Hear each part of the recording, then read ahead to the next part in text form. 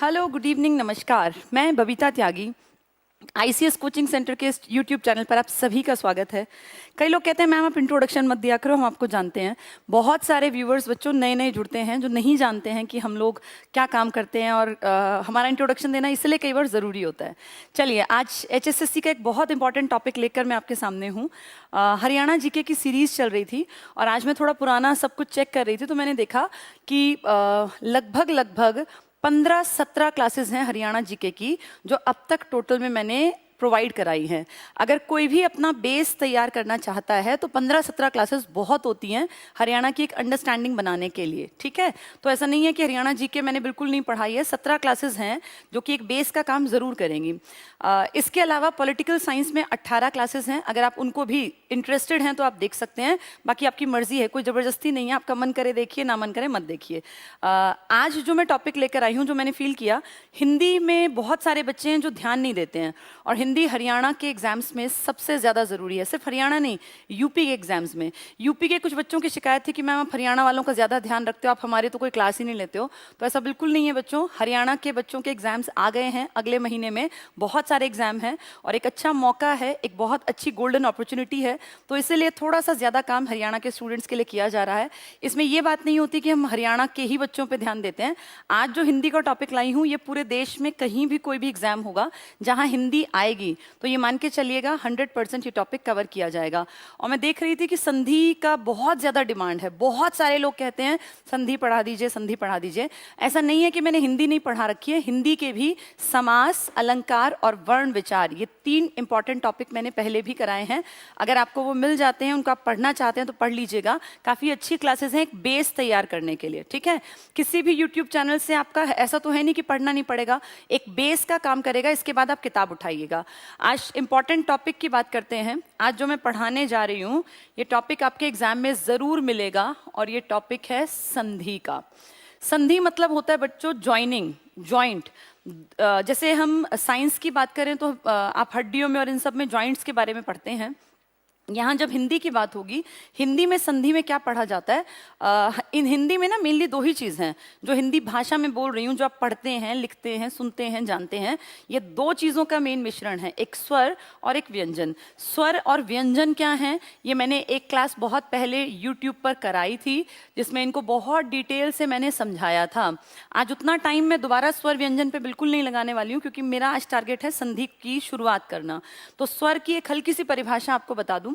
ऐसी सभी साउंड्स जिनको बोलते टाइम हमारे मुंह से जो हवा निकलती है, जिसको प्राण वायु कहते हैं, वो कहीं भी रुके ना, अटके ना। ऐसी साउंड्स जिनको बोलते टाइम प्राण वायु सीधे बाहर आए और उसको कहीं भी ना जीभ के साथ, ना गले में कहीं कंठ के साथ, ना तालू के साथ टकराना पड़े, रुकावट आए, उसे कहते हैं स्वर। आप सब लोगों ने जब आप पढ़ना स्टार्ट किया हिंदी, तो आपको अ, आ, ई ये पढ़ाया गया था, ये सब स्वर है। स्वर का अगर हम देखें तो हमारे यहाँ पर अब संधि में जब स्वर पढ़ेंगे तो देखिएगा अ, आ, ई, ये मेन 5 हैं। ऊ, और इसको लोकल भाषा में हम तो पढ़ते थे बड़ी ई, बड़ा ऊ, लेकिन कायदे से ये साउंड अलग होती हैं। ये ऊ की साउंड है, हम अपनी लोकल इसको बड़ा ऊ कहते हैं। क्या फर्क पड़ता है कि असली क्या है और बोलना क्या है, जैसे आपको समझ आए, क्योंकि आपको हिंदी का कोई प्रख्यात पंडित तो बनना नहीं है किसी को। यहाँ टारगेट मेन है सिर्फ इतना आ जाए कि एग्जाम पास कर जाए, बाकी जिसका इंटरेस्ट है वो आगे सीख सकता है। ए, आई और ओ और औ, जिसको आप बड़ा ओ बोलते होंगे, इन सब से हम संधि के बारे में डिस्कशन करेंगे। सब इंपॉर्टेंट है। इसको मान लीजिए ये 5 फैमिलीज हैं, हम इसको अपनी आसान बनाने के लिए 5 परिवार मान लेते हैं। एक जैसी बनावट के 5 परिवार हैं। फर्स्ट फैमिली में अ, आ आएगा, दूसरी में ई, फिर तीसरी में ऊ, फिर ए, आई और ओ, औ। ये 5 फैमिलीज हैं। बहुत ध्यान से समझने की कोशिश करना, कोशिश करो आप कोई भी टाइप ना करो मैसेज। ये क्लासेस आपको पढ़ाने के लिए हैं, इसमें कोई फर्क नहीं पड़ता। मैं कभी भी, आपने देखा है, मैं कभी मैसेज नहीं पढ़ती। मैं ये चाहती हूँ कि इस टाइम पे आपका 100% ध्यान पढ़ने पर रहे।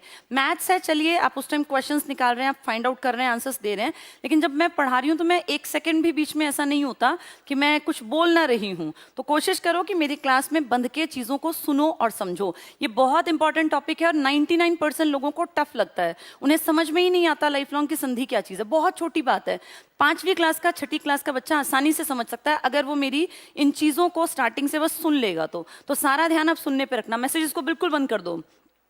ये 5 परिवार हैं, पांचों में एक पहले जैसा ही दूसरा है, बस उसको हम बड़ा मान लेते हैं या उसकी साउंड थोड़ी सी अलग क्रिएट करते हैं।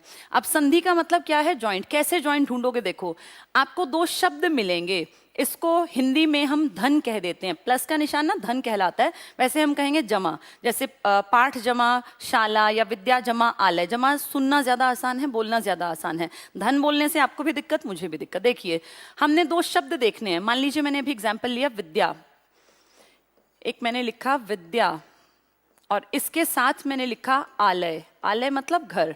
अब ध्यान से समझना, विद्या में आपको देखना है स्वर क्या है एंड में। पहले शब्द का आखिरी हिस्सा देखना है और दूसरे शब्द का पहला हिस्सा पकड़ना है, दोनों आसपास हैं। पहले का एंड एक बार देखो बोर्ड पर, ध्यान से समझो। जैसे विद्या है, विद्या का आप एंड देखिए, विद्या का एंड है आ, ये मात्रा जो है ये आ की मात्रा है। और यहाँ आलय की स्टार्टिंग देखिए, ये भी आ है। यानी यहाँ पर 2 चीजें ऐड हो रही हैं, पहले के लास्ट का देखना है और सेकंड का पहला देखना है। दोनों को ज्वाइंट करके क्या चेंज आया एक बार देखो, ये चेंज आया विद्यालय। अब देखना, इसमें हमें सिर्फ चेंज देखना है। चेंज मतलब जहां ज्वाइंट हुआ, ये ज्वाइंट हुआ है यहां पर, ये क्या बन गया? आ। इसका मतलब है पहले के लास्ट में भी आ था, सेकंड की स्टार्टिंग भी आ है और जो चेंज आया, परिवर्तन आया, वो भी आ है। इन तीनों को आप देख रहे हैं, आ आ आ, इसमें ये जोड़ा तो आंसर आया आ। ये एक ही फैमिली है, आ की ही बात कर रहे हैं, सिर्फ आ की। एक और एग्जाम्पल देखिए, अगर मैं यहां लिखती हूं, अगर मैंने यहां लिखा कवि, इसको समझना है सभी लोगों को, कवि। फिर मैंने लिखा इंद्र।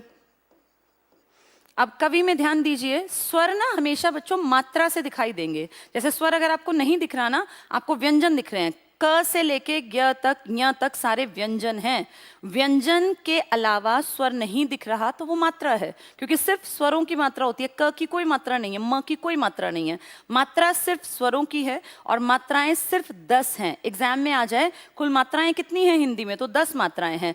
अ से और अंग अह को हम लिखते बेशक स्वर में है, लेकिन ये व्यंजन में आएंगे। अ की कोई मात्रा नहीं होती, अ की कोई मात्रा ही नहीं है। आ की मात्रा है, एक डंडे के फॉर्म में आप लगाते हैं। ई की मात्रा, बड़ी की आप सब जानते हैं। देखिए यहां ध्यान दीजिए, मात्रा में पहचानिए क्या है ये, ई, छोटी मात्रा ई की, इधर छोटी होती है उधर बड़ी होती है। यहां हमने लास्ट देखा ई की मात्रा, यहां हम पहला देखेंगे ई। जब इनको इकट्ठा लिखेंगे ना तो ये मात्रा देखो ऐसी बनेगी, कविंद्र। पेपर में आएगी ये हिंदी में, फिर उस टाइम पे आधे बच्चे इसको कविंद्र लिखाएंगे छोटी मात्रा के साथ। ये बड़ी मात्रा बन गई। क्यों बड़ी बनी? क्योंकि छोटा ई प्लस छोटा ई इज इक्वल टू बड़ा ई होगा। ठीक है, ई plus E is equal to ई, अ प्लस अ इज इक्वल टू आ। ऐसे ही बड़ा ई प्लस बड़ा ई ही बनेगा। ठीक है, तो ये देखो इस तरह से देख लेना होता है। पहले का लास्ट देखो, सेकंड का फर्स्ट देखो, और जो चेंज आए उससे पता लगा लो कि क्या है ये। एक और एग्जांपल देखो, हिम जमा आलय। अब ध्यान से देखो, हिम में छिपा हुआ है कुछ नहीं है ना, इसका मतलब अ है। जिस अक्षर में कुछ भी नहीं मिलेगा ऑटोमेटिकली समझ जाना उसमें अ छिपा है, क्योंकि व्यंजन बिना अ के बोले ही नहीं जा सकते, और अगर आएंगे तो फिर वो आधे में आएंगे। जैसे देखो एक एग्जाम्पल, मैंने म लिखा, इसका मतलब है आधा म, हलंत वाला आधा होता है, इसमें अ ऑलरेडी है छिपा हुआ। अगर मैं इस अ को हटा दूं इसमें से तो इसका मतलब हो गया ये ऐसा है, म के नीचे हलंत है। तो हर एक में, जैसे मैंने प लिखा ना, इसका मतलब है प हलंत वाला प्लस अ, हर एक में अ है जो दिखाई नहीं देता। अब यहाँ हिम है, हिम में क्या छिपा है? अ। यहाँ क्या है? आ, अ प्लस आ, और इकट्ठे लिखेंगे तो क्या आएगा? हिमालय। अब अपने आप देखो, यहाँ पे मात्रा के फॉर्म में जो है वो स्वर है, मात्रा क्या है? ये वाली आ, यानी अ प्लस आ इज इक्वल टू आ बन गया। तो हिम प्लस आलय इज इक्वल टू हिमालय। ऐसे ही विद्या प्लस अर्थी क्या बनेगा? विद्यार्थी। अब कुछ एग्जाम्पल देखते हैं तब ये ज्यादा समझ में आएगा। देखिए संधि क्या है, संधि 3 प्रकार की है। संधि मतलब ज्वाइनिंग, किस किस की ज्वाइनिंग, पहले का लास्ट देखना है मात्रा और सेकेंड वर्ड का पहला हिस्सा देखना है, वो दोनों स्वर मिलेंगे। अगर पहले के लास्ट में स्वर ना दिखे तो समझ जाना कि अ है, छिपा हुआ अ। अगले की स्टार्टिंग में कोई ना कोई स्वर, स्वर मतलब अ आ ई उ वाले ये मिलेंगे। इन दोनों को जॉइंट जब आप करेंगे तो जो चेंज आएगा उससे आपको पहचानना है कि कौन सी संधि है। मैंने सबसे पहले लिखा है दीर्घ संधि। दीर्घ संधि का एक नियम है बच्चों, मैं डेफिनेशन बिल्कुल नहीं बताऊंगी, कोई किताब उठाना, सब डेफिनेशन से भरी पड़ी है पर याद नहीं होती। कभी भी संधि पढ़ के याद नहीं होती, समझने से याद होती है। तो इसकी डेफिनेशन को आप किताब से पढ़िएगा। देखिए मैं क्या बता रही हूँ, हम यहाँ मान लेते हैं, मैंने अभी 5 चीजें लिखी थी आपके सामने। एक लिखा था अ और आ, इसको हमने फर्स्ट फैमिली माना। इसके बाद ई, फिर उ, बड़ा उ, ए आई, ओ और औ, ये 5 परिवार मान लेते हैं। परिवार इसलिए कह रही हूं क्योंकि ये याद रखना आसान होगा अगर आप इसको फैमिली की तरह मान के पढ़ेंगे तो। सबसे पहले देखिए क्या लिखा है, परम जमा अणु। ध्यान से देखो, परम में छिपा नहीं, अंदर है, वो दिख नहीं रहा। म है, इसका मतलब अ है। इसका मतलब हुआ अ प्लस अगला क्या है अ, और यहां क्या बन गया, यहां मात्रा ढूंढो किसकी है, परम के आगे किसकी मात्रा है, आ की। जब अ में अ आ गया, 2 अ इकट्ठे होने से क्या हो गया, बड़ा आ। तो अ प्लस अ इज इक्वल टू बड़ा आ। ये दीर्घ की पहचान होती है जब एक परिवार अपने आप में ऐड होके अपनी ही फैमिली को बड़ा करेगी। मान लीजिए एक फैमिली है अ, तो अ प्लस अ इज इक्वल टू आ, अपना ही परिवार बड़ा हुआ। अ में ई नहीं आया, ना उ आया, ना ए आया, अ प्लस अ इज इक्वल टू आ। अगला देखिए, स्व में छिपा है अ, दिख नहीं रहा ना, तो अ है। यहां भी अ है और यहां क्या हो गया आ। स्व प्लस अर्थ क्या बना, स्वार्थ, जो अपना अपना फायदा देखे। स्व जमा अर्थ इज इक्वल टू स्वार्थ। अगला देखिए शरण, अणा में फिर छिपा हुआ है अ, ये फिर अ है, यहां आ बन गया, तो एक ही परिवार है। अगला देखो, इसमें अ है, पीत में, अंबर में अ है, पीतांबर में आ है, देव में अ छिपा है, फिर आ है, फिर आ है, एक ही फैमिली है ये। यहां भी अ है, यहां आ है, यहां आ है। अब पेपर में या तो इनके प्रकार पूछेंगे या सीधा संधि का एक शब्द देंगे, संधि किया हुआ, और कहेंगे इसका विच्छेद कैसे होगा। इसका कोई शॉर्ट ट्रिक नहीं है, जितना ज्यादा पढ़ोगे उतनी ज्यादा तुम्हें समझ में आएगी। तो कोई भी किताब उठाओ, 6ठी 7वीं 8वीं, हर किताब में संधि का चैप्टर दिया है। कोई भी आप ग्रामर की किताब मार्केट से लोगे, उसमें भी सब में संधि है। सिर्फ पढ़ने की दिक्कत है और समझने की। अगर बेस समझ में आ जाए तो जितने वर्ड्स पढ़ेंगे उतना आपको फायदा होगा। अब देखो यहाँ शब्द देख लेते हैं। परम जमा अणु क्या बना, परमाणु। स्व जमा अर्थ स्वार्थ, शरण जमा अर्थी शरणार्थी, पीत जमा अंबर पीतांबर, देव जमा आलय देवालय, देव जमा आगमन देवागमन। नेक्स्ट देखते हैं, वो तो अ की फैमिली थी ना पूरी। अब थोड़ा सा चेंज करते हैं, देखो जरा। रवि, रवि में मात्रा किसकी है, छोटी ई की, यानी ई प्लस इंद्र में सामने दिख रहा है ई, तो E plus E is equal to, देखो यहां पर बड़ी मात्रा आ गई यानी बड़ा ई बन गया। छोटा ई प्लस छोटा ई इज इक्वल टू बड़ा ई। एक फैमिली बदल गई, पहले हम अ की फैमिली पढ़ रहे थे, अब हम ई की फैमिली पढ़ रहे हैं। फैमिली एक ही चलेगी तो वो दीर्घ संधि है। अगर फैमिली बदली ना, जैसे अ में आपने ई जोड़ा तो फिर फैमिली बदल गई, फिर आंसर अलग आएगा। दीर्घ का मतलब अपने आप के परिवार में परिवर्तन आना, कोई दूसरे परिवार में नहीं। और देखो जरा, अभी में छोटी ई, फिर ई क्या बन गई, बड़ी ई। यहाँ छोटी ई, यहाँ बड़ी ई, परिवार एक ही है, छोटी बड़ी, यहाँ बड़ी बन गई।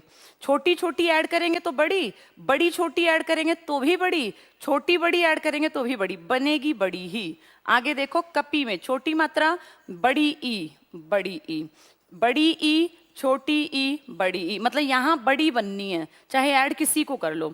आगे है बड़ी ई, फिर बड़ी ई, यहाँ भी बड़ी बनी, ये भी बड़ी, ये भी बड़ी ई, ये भी बड़ी ई। ठीक है, अब ये ई की है। एक तो ये बेसिक सी बात की देखना कैसे है। दूसरा, पेपर में आ जाए गिरीश का संधि विच्छेद करो, तो गिरी, गिरी मतलब पहाड़, ईश मतलब ईश्वर, तो पहाड़ों पे जो ईश्वर हैं वो गिरीश कहलाते हैं। एक बार देख लेते हैं, रवि जमा इंद्र क्या बना, रविंद्र। 99% लोग अपना नाम रविंद्र लिखते हैं। नाम तो कैसे भी लिख सकते हैं, कोई दिक्कत नहीं, लेकिन हिंदी की संधि के हिसाब से कभी रविंद्र शब्द नहीं होता, रविंद्र शब्द है। अगर देखें कि रवि में छोटी ई आई फिर इंद्र में ई आई तो वो रविंद्र बनेगा, ना कि रविंद्र। हम 99.9% लोग रविंद्र बोलते हैं, रविंद्र लिखते हैं नाम में, क्योंकि गड़बड़ नहीं होती, कुछ भी लिख सकते हैं। बाकी अगर हिंदी के हिसाब से देखें तो ऐसे लिखा जाना चाहिए, ठीक है। अभी और इष्ट, इष्ट मतलब भगवान, तो क्या बना, अभीष्ट। गिरी जमा ईश क्या बना, गिरीश। कपि जमा ईश, कपीश। सारी मात्राएं बड़ी हो रही हैं। कपि आप जानते हैं बंदर को कहते हैं, ईश बंदरों के भगवान, हनुमान के लिए यूज करते हैं। नारी जमा इंद्र क्या बना, नारींद्र। मही जमा ईश, मही होती है धरती, धरती को मही कहा जाता है। मही जमा ईश क्या बना, महीश। अब एक बार थोड़ा सा ध्यान देना सभी लोग, अगर यहां लिखा होता महा जमा ईश, सिर्फ एक मात्रा से आंसर बदल जाता। पेपर में ऐसी ही चीजें परेशान करती हैं। अगर मही जमा ईश है, ई तो ई बना, लेकिन यहां देखो ये आ है, अगर इसमें ई आएगा तो आंसर बनेगा ए, महेश बनेगा। सिर्फ एक मात्रा ने आंसर बदल दिया। पेपर में ऐसे ही क्वेश्चन मिलते हैं। हम रट्टा मार के गए मही जमाईश, मही जमाईश, वहां आ गया महाजमाईश, फिर बच्चा महीश टिक कराएगा, गलत होगा। ये अलग संधि है, ये गुण संधि का प्रकार है जो मैंने अभी बताया नहीं है, इसको आगे करेंगे, थोड़ा अलग है इसलिए बता दिया, नोटिस में डाल दिया। नेक्स्ट देखो, रजनी जमा ईश, रात के जो ईश्वर है तो क्या बना, रजनीश। ऊपर आ जाते हैं, भानु जमा उदय, भानुदय। भानु छोटा लिखते हैं मात्रा, भानु में ऊ की मात्रा है, देखो मात्राएं बदली, ये ऊ की मात्रा, ये भी ऊ, क्या बन गया, बड़ा ऊ। गुरु में देखो ऊ की मात्रा है र में, आप सभी जानते हैं ना, र में ऊ की मात्रा नीचे नहीं लगती, र में हमेशा उसके बीच में लगती है। ये छोटी और बड़ी का अंतर समझ लो। अगर मुझे र में ऊ की मात्रा लगानी है तो बहुत लोग नहीं जानते, देखो ऊ की मात्रा अगर छोटी है तो ऐसे लगा देना, और अगर बड़ी है तो इसको गोल कर देना। जैसे मुझे लिखना है रुक, रुक तो जल्दी बोला ना, ये वाली मात्रा आएगी। मुझे लिखना है रूपवान तो मुझे मात्रा ये वाली लगानी पड़ेगी। सिर्फ एक गोल करने का असर होता है ये, बाकी एक जैसी हैं, छोटी और बड़ी। चलिए आगे देखते हैं। तो गुरु में क्या है, छोटी मात्रा ऊ की, ये भी छोटा ऊ, यहाँ क्या बन गया, बड़ा ऊ। एक ही फैमिली है ऊ की, कोई और फैमिली नहीं है। पहले ई की थी, इससे पहले अ की थी। ये देखिए सु, ऊ की मात्रा, ये ऊ, ये बड़ा ऊ बन गया। सु जमा उक्ति यानी अच्छी बात कहना, और हर किसी को कोशिश करनी चाहिए कम से कम बोलें तो अच्छा, ऐसा ना बोलें जो दूसरे को बुरा लगे, क्योंकि आपकी जबान, आपकी भाषा आपके परिवेश का परिचय देती है कि आप किस तरह के माहौल में पले बढ़े हैं, आपके पेरेंट्स ने कैसे संस्कार आपके थ्रू दुनिया तक पहुंचाए हैं। हर इंसान एक छवि है अपने माँ बाप की, तो जैसे आप हैं, सामने वाले को थोड़ी पता है कि आपके माँ बाप कैसे हैं, वो आपको देख के जज करता है कि आपकी परवरिश कैसे घर में हुई है। इससे कोई फर्क नहीं पड़ता कि पेरेंट्स गरीब हैं या अमीर, लेकिन आपके संस्कार देख के ये अंदाजा लगता है कि आप कितने धनी पेरेंट्स के बच्चे हैं। पैसे से कोई धनी नहीं होता, संस्कारों से इंसान बड़ा बनता है बच्चों। तो अपनी भाषा, अपनी जबान को ये कोशिश किया करो कि हम अपने पेरेंट्स को रिप्रेजेंट कर रहे हैं। जहां हम खड़े हैं ना, हमारे परिवार का एक आईना है हम लोग, जहां खड़े होंगे हमारे परिवार को सब लोग जज करेंगे कि इसकी फैमिली कैसी है। आपके शब्दों से आपकी पहचान होती है, आपके परिवार की पहचान, आपके माँ बाप के संस्कार की पहचान होती है। चलिए आगे देखते हैं। वधू जमा उत्सव, देखिए वधू में मात्रा बड़ी और यहाँ उत्सव में छोटी, इकट्ठे होके बड़ी। तो आप देख पा रहे हैं, हमने तीन चीजें पढ़ी। क्या, अ इकट्ठा हुआ तो आ बनेगा, ई इकट्ठा हुआ तो बड़ी ई बनेगी, और ऊ इकट्ठा हुआ तो बड़ा ऊ बनेगा। परिवार एक ही होगा, पहले का एंड देखना है, सेकंड की स्टार्टिंग देखनी है, और उन दोनों से जो चेंज आया वो देखना है। ये दीर्घ संधि के एग्जाम्पल थे। उम्मीद करती हूँ समझ में आ गए होंगे। एक दो बार अगर समझ में ना आए, एक आधी बार सुन के फिर किताब उठा लेना, किताब के बिना बिल्कुल समझ में नहीं आएंगे। अगला शब्द देखो क्या लिखा है, वृद्धि। दीर्घ में मैंने क्या बताया, एक परिवार प्लस एक परिवार, आंसर भी एक ही परिवार था। उसमें ऊ है तो ऊ ही आएगा, और अगर अ है तो अ ही आएगा, ठीक है। यहां देखो चेंज है, यहां क्या करना है, एक परिवार होगा पहला, दूसरा परिवार होगा, और आंसर जब आएगा तो इनमें से कोई सा एक परिवार आएगा। ये कैसे समझोगे, एक एग्जाम्पल देखो। एक में ध्यान दो, कुछ नहीं दिख रहा, इसका मतलब अ है, अपने आप समझ जाओ। यहां क्या है, अ। अच्छा, अगला में ए दिख रहा है, अ प्लस ए, हमने परिवार पढ़े ना, 5 अ आ इ ई उ ऊ, ऐसे एक परिवार है अ का, एक परिवार है ए का, दोनों को ऐड किया तो देखना जरा चेंज क्या आया, डबल ए की मात्रा यानी बड़ा ए।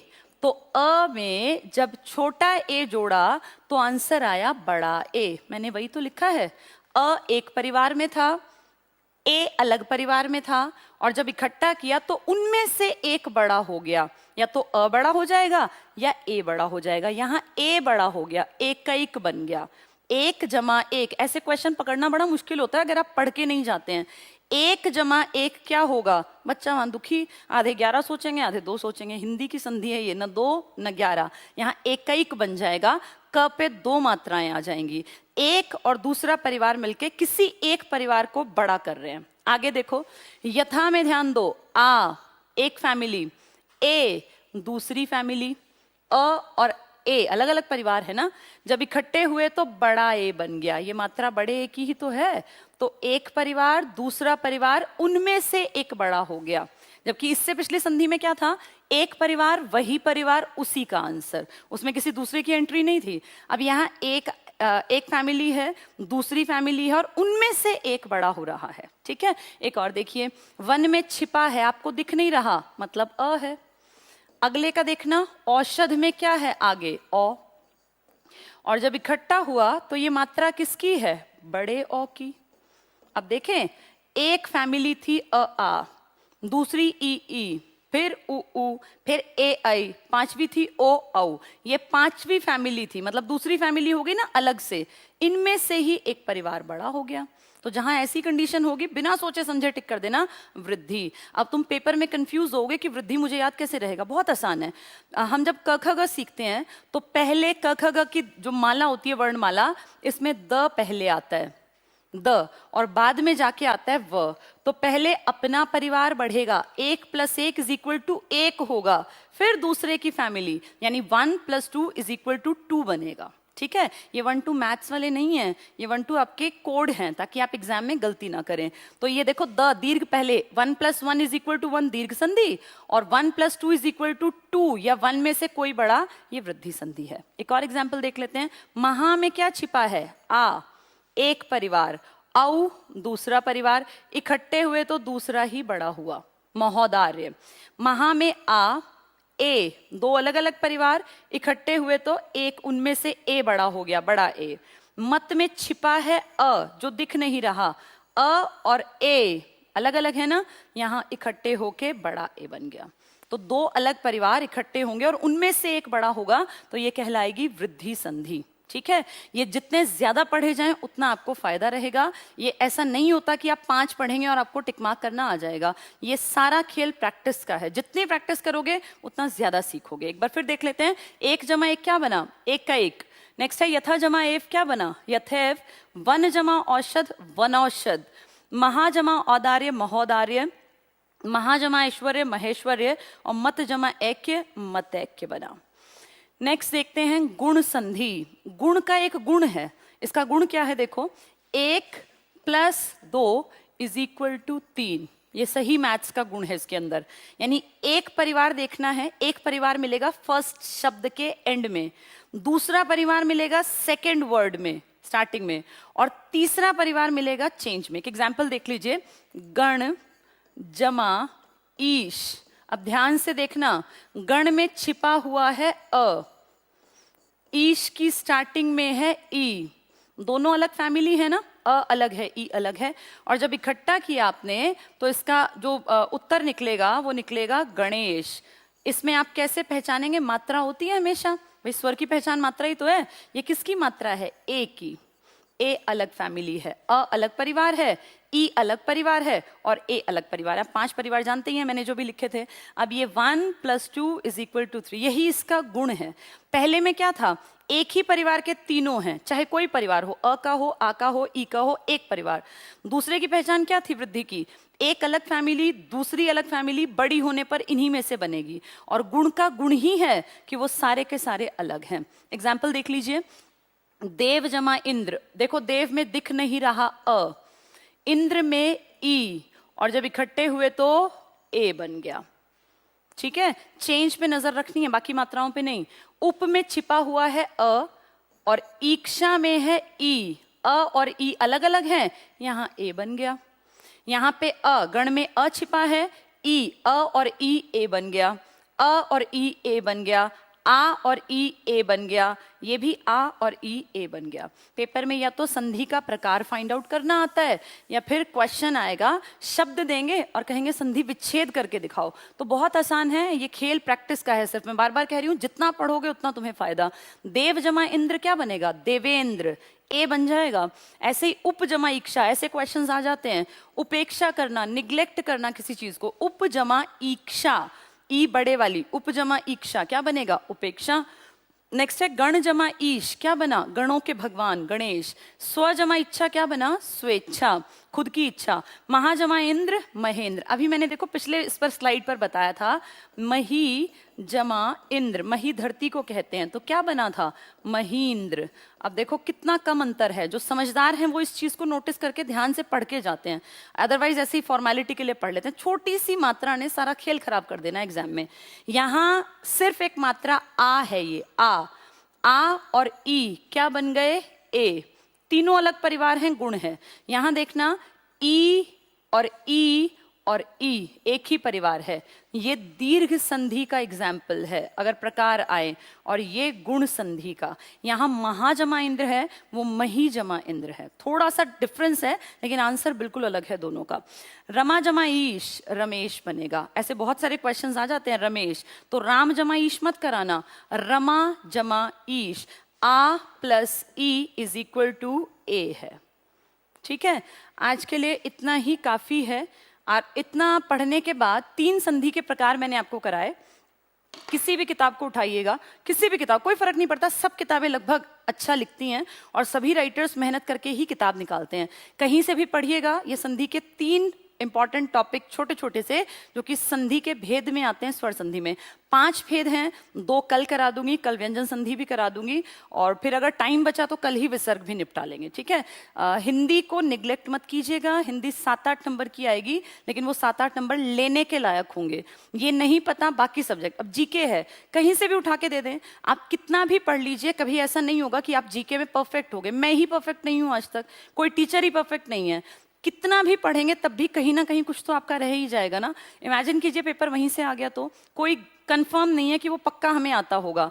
आप ये मान के चलिए, अगर 60 नंबर की जीके, हरियाणा जीके सब कुछ मिला के आएगा, तो अगर आप इसमें से 45-47 ले लेते हैं तो बहुत अच्छी तैयारी है, बहुत ज्यादा अच्छी। 60 में से 60 नहीं आने किसी के भी। हिंदी एक ऐसा सब्जेक्ट है जो आसान आ रहा है अब तक HSSC में, और 7-8 में से मान के चलिए कि 7 नंबर 6 नंबर आसानी से अगर आप थोड़ा सा पढ़ लेंगे ना, रेगुलरिटी से 10-10 मिनट आप रोज देख लीजिए। संधि, समास, अलंकार, मुहावरे, लोकोक्तियां या शब्द भंडार, वो कैप के ऊपर थोड़ा सा काम कर लीजिए, ये नंबर आपके हैं। ठीक है, आप लोग बहुत अच्छा रिस्पांस दे रहे हैं, बहुत सारे बच्चे पढ़ रहे हैं। 1 महीना आपके हाथ में है। जुलाई में 100% उम्मीद है पेपर हो जाएगा कांस्टेबल्स का, और फिर जल्दी ही अगली जो एग्जाम्स हैं वो क्लर्क के रहेंगे। तो बच्चों, बहुत ज़्यादा मेहनत का टाइम आ गया। अब अपनी नींद थोड़ी सी घटा लो और पढ़ाई को बहुत अच्छे तरीके से करो। एक इंपॉर्टेंट बात जो मुझे फील हुई कि बहुत सारे लोग जो है ना, यूट्यूब एक चक्रव्यूह है बच्चों। मैं पढ़ा रही हूँ यूट्यूब पे, एक अलग चीज़ है, लेकिन यूट्यूब एक चक्रव्यूह है। और जैसे अर्जुन को चक्रव्यूह भेदना आता था ना, निकलना भी आता था, तभी तो अर्जुन कामयाब था। अभिमन्यु क्या गलती कर गया? चक्रव्यूह में एंटर तो कर गया, निकलना नहीं आता था। ये YouTube एक चक्रव्यूह है। ऐसा ना हो कि आपको इस बाहर निकलना ना आए, आप एंट्री कर जाएं और आपको पता ही ना चले कि आप दिन के 4-6 घंटे कैसे खराब कर रहे हैं। आप किसी भी चैनल से पढ़िए, कोई दिक्कत नहीं है, लेकिन ऐसा मत कीजिए कि आप एक टॉपिक को 50 चैनल से पढ़ रहे हैं, क्योंकि इतना टाइम आपके पास नहीं है। आपको मेरी क्लास अच्छी लगे, मेरी पढ़िए, नहीं अच्छी लगती कोई दिक्कत नहीं है। कभी भी ऐसा नहीं हो सकता कि एक टीचर सबको अच्छा लगे। समझदार इंसान कौन? अगर उसकी समझ में नहीं आ रहा, किसी भी चैनल पे जा रहे हैं और आपको लग रहा है कि यार ये नहीं समझ आ रहा, टाइम कंज्यूमिंग है, बहुत टाइम ले रहे हैं, आप तुरंत वहां से हट जाइए, दूसरे चैनल पे देख लीजिए, वहां आपको ठीक लगे वहां रुक जाइए। पर ऐसा मत कीजिए। एक एग्जाम्पल है, मान लीजिए हमने एक टॉपिक पढ़ा, हरियाणा की नदियां, एक इमेजिन कीजिए हरियाणा की नदियां पढ़ते हैं। अब हरियाणा की नदियां आप लेके बैठ गए यूट्यूब पे कि पढ़ना है मुझे। आपने 1 क्लास देखी, 2 देखी, 3 देखी, 4 देखी, आपने 6 क्लास देख ली। मान लीजिए 20-20 मिनट की आपने 6 क्लास देख ली, आपके कई घंटे चले गए, आपको पता ही नहीं चला। 1.5-2 घंटा आपने सिर्फ यूट्यूब पे एक छोटा सा हार्डली 15 मिनट का टॉपिक था, वो किताब से पढ़ते तो तरीका पढ़ने का ये होता है बच्चों, चक्रव्यूह है, आप फंस जाओगे इसमें। ये तरीका होता है, अपनी किताब उठाओ, किताब को एक बार गो थ्रू सरसरी नजर से निकल जाओ एक टॉपिक से, इसके बाद यूट्यूब पे जाओ और किसी भी चैनल को जब आप खोलते हैं तो ये देख लेना चाहिए कि इनकी भाषा मेरे पल्ले पड़ रही है कि नहीं पड़ रही। अगर आपको भाषा नहीं समझ आ रही, मत रुकिए, आपका टाइम कीमती है, बहुत कीमती है, तुरंत वहां से हट जाइए, दूसरे चैनल पे जाइए। अगर आपको लगता है बेकार है तो बंद कीजिए, सबसे बढ़िया किताब है। मैं फिर यही कहूंगी, मेरा टारगेट ये बिल्कुल नहीं है कि आप इससे चिपके रहें या हमारी क्लास जरूर पढ़ें, ना हम गारंटी देते कि हमारे पढ़ाई से बाहर कुछ नहीं आएगा। आएगा बच्चों, सिलेबस इतनी छोटी चीज नहीं है कि जो हम पढ़ा रहे हैं वही पेपर में मिले।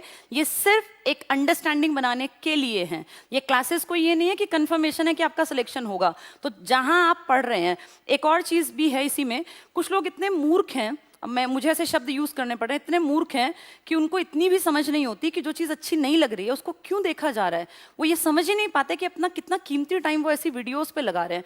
अगर मेरी खुद की क्लास भी किसी को नहीं पसंद तो वो बहुत बड़ा बेवकूफ़ है। अगर वो फिर भी क्लास को देख रहा है, वो चिढ़ रहा है, दुखी हो रहा है, परेशान हो रहा है, क्यों अपना टाइम खराब कर रहा है। जैसे ही क्लास में लगे कि यार मेरी समझ में नहीं आ रहा, फटाफट से हट जाओ, तुरंत हट जाओ, दूसरी जगह देखो। ना अच्छी लगे ना तो अपनी किताब पे पहुंच जाओ। किताब से बढ़िया कुछ नहीं है। ये यूट्यूब हेल्पिंग हैंड है, सिर्फ 15-20 मिनट। अपनी लाइफ में टारगेट बना लो पास होना, और आधे घंटे से ज्यादा अगर आप एक टॉपिक को दे रहे हैं ना तो आप सच में बहुत गलत रास्ते पर हैं। इतनी गलती मत कीजिए, ये टाइम दोबारा नहीं आना। ना ही यूट्यूब आपको पास करा सकता। यूट्यूब पे जितने भी टीचर्स हैं वो सब इस बात को जानते हैं कि यूट्यूब देखने से कोई पास नहीं होगा, पढ़ना लास्ट में किताबों से पड़ेगा, ठीक है। तो जिसको क्लासेस अच्छी नहीं लगती वो तो सबसे बड़ा मूर्ख है और फिर भी वो क्लास देख रहा है। तो जिसको क्लास अच्छी लगती है, क्लास देखिए, लास्ट में जाके अपनी किताबों पे बैठ जाइए और किताबों से पढ़ के कामयाब बनिए, ठीक है। ऑल द बेस्ट बच्चों, एग्जाम की तैयारी पूरे जोर शोर से करो और अब नेगेटिव लोगों से बिल्कुल हटके सिर्फ और सिर्फ पढ़ाई पे अपना ध्यान दो। रात बहुत हो गई है, आज के लिए इतना ही। कल देखते हैं जैसे बन पाएगा, कल हिंदी की क्लास ही करा दूंगी। Good night.